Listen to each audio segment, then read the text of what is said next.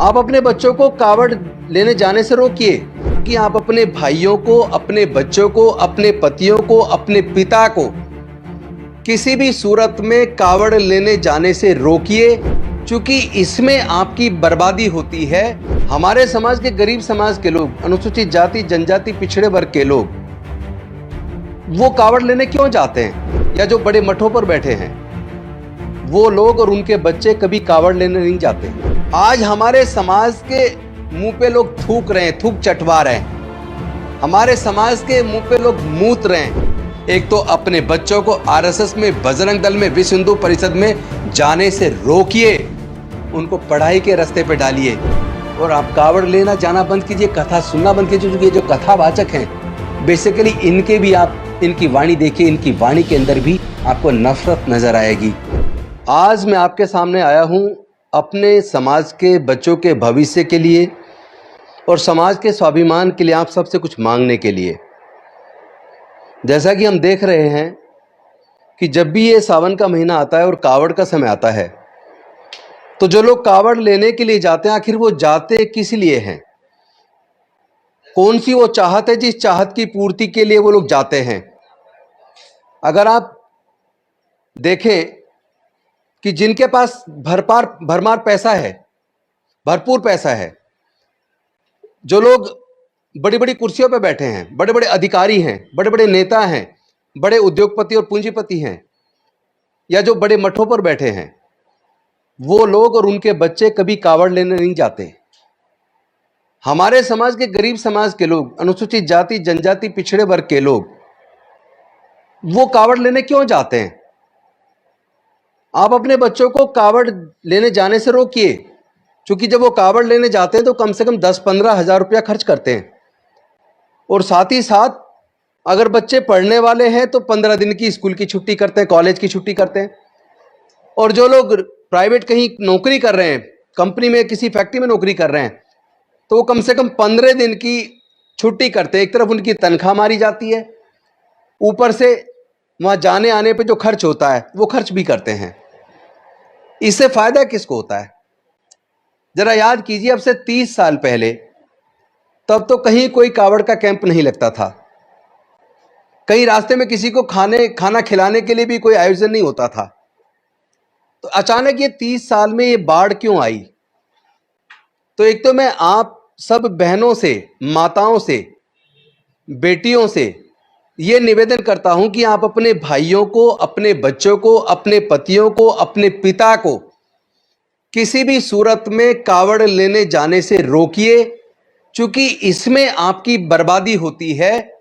और इसमें जो लोग वो सामान बेचते हैं उनका व्यापार बढ़ता है। जहां आप चढ़ावा चढ़ाते हैं वो भी किसी के घर में जाता है। यानी कि जिस सामाजिक व्यवस्था की वजह से आज हमारे समाज के मुंह पे लोग थूक रहे हैं, थूक चटवा रहे हैं, हमारे समाज के मुंह पे लोग मूत रहे हैं, हमारे समाज की बहन बेटियों की इज्जत लूटकर उनकी हत्याएं कर रहे हैं, हमारे समाज के युवाओं का कत्ल कर रहे हैं, विरोध करने पर हमारे घरों में आग लगा रहे हैं। कहीं ना कहीं उसी सामाजिक व्यवस्था जिसने हमें वर्ण व्यवस्था और जातियों में बांटा, जिसने पाखंडवाद, अंधविश्वास को इतना ज्यादा बढ़ा दिया कि आज वो सामाजिक ताकतें मजबूत हो रही हैं। और जब वो सामाजिक ताकतें जिसने वर्ण व्यवस्था और जातिवाद बनाया, जब वो मजबूत होंगी तो जातिवाद और वर्ण व्यवस्था भी मजबूत होगी। फिर उत्पीड़न की कार्रवाई भी ज्यादा बढ़ेंगी। जैसा कि पिछले 9-10 सालों में उत्पीड़न की घटनाएं बढ़ी हैं। होना कम चाहिए था, लेकिन घटनाएं बढ़ गई हैं। देश का संविधान खतरे में है, देश का लोकतंत्र खतरे में है। तो आपके बच्चे आखिर वहां क्यों जाते हैं? जितने भी दंगे होते हैं, दंगों के अंदर जो बच्चे मारे जाते हैं या जो बच्चे दंगे के बाद जेल जाते हैं, वो कौन है? उसकी लिस्ट कभी निकाल के देखिए, ऑन रिकॉर्ड देखिए, आरटीआई लगा के सरकारों से मांगिए। आपको ये जानकर दुख होगा कि दंगों में मारे जाने वाले लोग, दंगों में जेल जाने वाले लोग, दंगों में सजा पाने वाले लोग, दंगों में बर्बाद होने वाले लोग इसी अनुसूचित जाति जनजाति और पिछड़े वर्ग के मिलेंगे।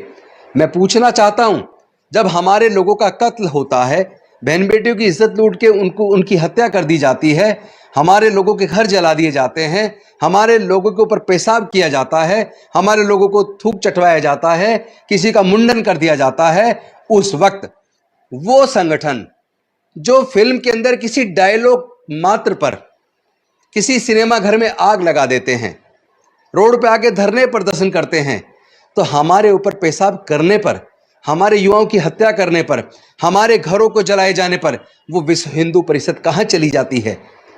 वो बजरंग दल कहां चला जाता है? वो आरएसएस कहां चली जाती है?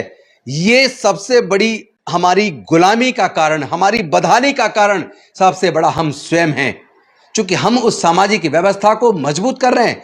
हमारे ही तो बच्चे बजरंग दल के अंदर जाकर धार्मिक जुलूसों में तलवारें लहरा रहे हैं, हमारे ही तो बच्चे बजरंग दल को, आरएसएस को, भी हिंदू परिषद को मजबूत कर रहे हैं। मैं आपसे सिर्फ एक चीज मांगता हूं, एक तो अपने बच्चों को आरएसएस में, बजरंग दल में, विश्व हिंदू परिषद में जाने से रोकिए, उनको पढ़ाई के रास्ते पे डालिए, उनको सिखाइए कि पढ़ेंगे तो आगे बढ़ेंगे, और ऐसे संगठनों में जाकर सिवाय गुलामी के, सिवाय बदहाली के, सिवाय बर्बादी के कुछ होने वाला नहीं है, क्योंकि ये संगठन हमारे युवाओं का इस्तेमाल करके हमारे ही लोगों को मरवाते हैं।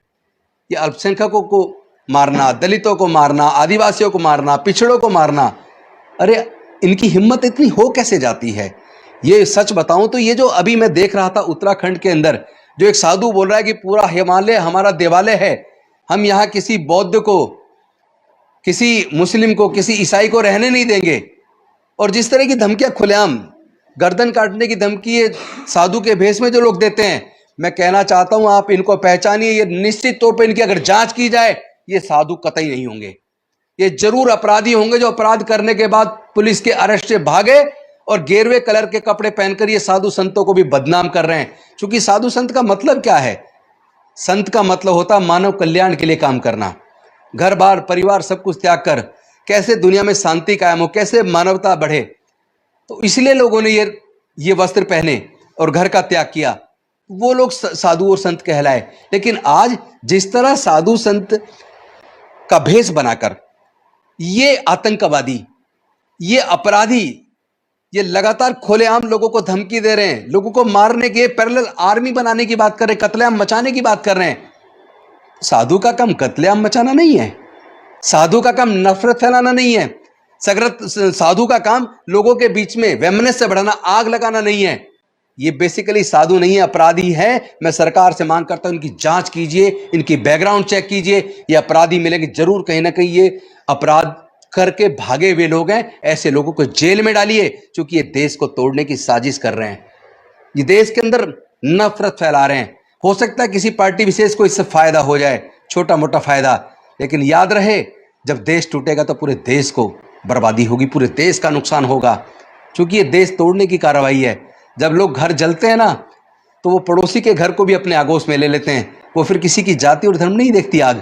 तो इस आग को जलने से रोकिए। सरकारें अगर ऐसे लोगों को बढ़ावा देंगी तो मैं आपको बता देना चाहता हूं, ऐसी सरकारों को भी हम निस्तेनाबूद करेंगे।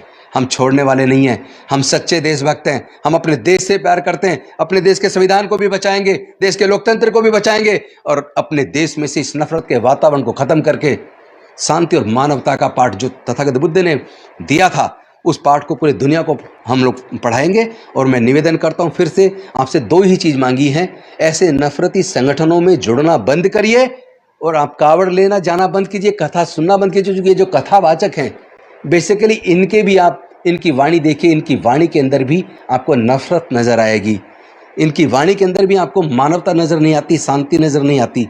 इसके अंदर जो नजर आता है ऐसा लगता है जैसे किसी पार्टी विशेष के कार्यकर्ता और प्रवक्ता हों। तो ऐसे प्रवक्ताओं को सुनना बंद कीजिए और ऐसे मीडिया चैनलों को भी देखना बंद कीजिए जो बीजेपी के प्रवक्ता के तौर पर अपने चैनल पर डिबेट कराते हैं तो केवल नफरत बढ़ाने के लिए। बस इतनी दो मांगे मैंने आपसे की हैं। इन्हीं मांगों के साथ मैं उम्मीद करता हूं आप मेरे दिल की पीड़ा को समझेंगे और मेरी इस मांग को स्वीकार करेंगे और अपने बच्चों को ऐसे संगठनों में जाने से और ऐसे दंगों में अपने बच्चों का इस्तेमाल होने देने से और ये कावड़ वगैरह में, कथाओं में अपने बच्चों को जाने से रोकेंगे। मैं ऐसी आपसे उम्मीद करता हूं। बहुत बहुत धन्यवाद। नमो बुद्धाय। जय भीम, जय भारत, जोहार। साथियों, अगर आपको द न्यूज वीक का काम पसंद है और आप चाहते हैं कि हम यूं ही अम्बेडकरवादी पत्रकारिता करते रहें, तो हमारी आर्थिक मदद जरूर करें। आप अपनी स्क्रीन पर दिखाई दे रहे इस QR कोड को स्कैन करें और न्यूज वीक फाउंडेशन के खाते में अपनी दान की राशि भेजें। QR कोड के अलावा आप UPI के जरिए भी मदद कर सकते हैं। आप हमारी UPI ID newsweek@yes bank पर भी मदद भेज सकते हैं। इसके अलावा आप हमारे अकाउंट में भी मदद भेज सकते हैं। खाते का नाम है news week foundation, account number है 02358800000640। IFSC कोड है YSB000235। बैंक का नाम यस बैंक है और ब्रांच है नेहरू पैलेस, दिल्ली। आप डोनेशन के एवज में इनकम टैक्स में भी छूट पा सकते हैं। डोनेशन की रसीद पाने के लिए ट्रांजैक्शन का स्क्रीनशॉट हमें भेजें। टाइप करें डोनेशन स्पेस आपका नाम और हमें 8595794224 पर व्हाट्सएप करें।